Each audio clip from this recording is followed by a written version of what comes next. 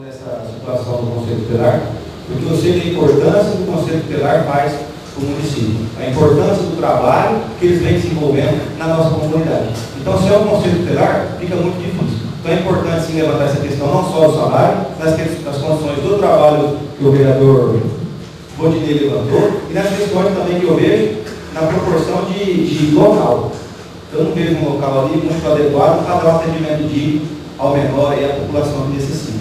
E na questão aqui, só tomando um pouquinho mais do seu tempo, na questão da polícia, que eu achei até bonito que estava escrito aqui, em breve teremos mais 800 novos policiais que serão distribuídos nos diversos rincões do Estado. Eu achei muito bonito, mas eu acho que a gente tem que bater aqui na importância de quantos vem para o Pimenta. Porque 10 policiais militares também não vai resolver o problema de Pimenta. Então é muito bonito colocar aqui 800 novos policiais e mandar um. É isso que a gente quer ter. Então tem aqui, pelo que eu vi, tem 60 policiais militares, mas não é 60? Aí está 60, mas tem 38 só.